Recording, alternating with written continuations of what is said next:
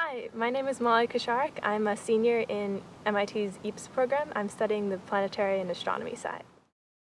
So I have always been interested in space. When I was younger, my dad used to take us outside and we'd lay out in the grass and watch all the meteor showers. We'd drive to remote areas of the road, pull over and just lay there. People would always come and stop and make sure our car was okay since we were just laying in the grass at night. The summer after 7th grade, I got to go to space camp in Huntsville, Alabama. And for that, it was fantastic. We learned about space, we learned about rockets, we got to do simulations of being an astronaut, we got to do simulations of the type of studies that you do in space and the types of science that happens up there. And that really kick-started my dream of going to space and learning more about space. So my two favorite MIT classes so far have been 425, which is Introduction to Exoplanets.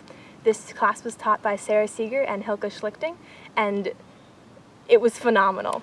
It covered all aspects of exoplanets, detection, characterization, and just a whole bunch of questions about what else could be out there in planets that we don't see in our solar system. My second was Planetary Formation, taught by Hilke Schlichting, and this class covered how we think solar systems formed and tried to match these formation techniques to our own solar system and to other solar systems that we've discovered so far.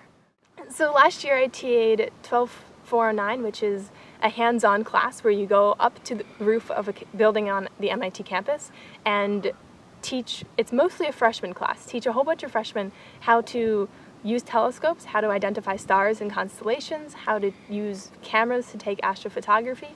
And at the very end of the class, we get to bring them to Wallace and show them the larger telescopes and what more science you can do with all the skills that they just learned. All right, so I've named my telescope SAURON. It is the small, autonomous, unremitting, robotic, optical Nightwatcher. And we named it SAURON because it's like the eye of Sauron and it's always watching the sky. While the dome rotates, it can follow the telescope inside, so as the telescope is pointing, the dome will automatically rotate and follow it. This is the telescope that I've been using to take data. It is an 11-inch Celestron telescope. The telescope is equipped with, back here, a focuser, which makes sure the stars are all in focus, and so you can collect pinpointed amounts of data. The filter wheel, which can take data in 5 different colors. It can take clear, blue, visible, red, and infrared. And this back here is the camera. So with this telescope, I have been taking pictures of an eclipsing binary star, which has a baseline magnitude of 13.4, and will oscillate between 13.4 and 14.2, and it'll go back and forth as the two stars eclipse each other.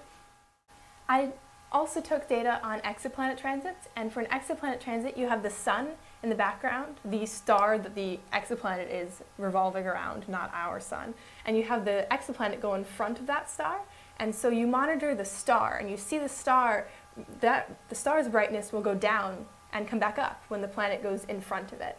And so with this telescope we can see the star and we can see how bright the star is. You just can't see the little tiny dip that the planet will make. This telescope was a prototype telescope for this dome. As soon as the summer hits and all of the automation happens, we are going to be upgrading it to a 17-inch telescope, which will be able to see those dips. So the telescope and dome can be operated in a number of locations. The first is right here. You can use this computer and setup to operate the telescope if you want to sit in the dome throughout the night. This is especially useful for troubleshooting errors and when the weather is nice.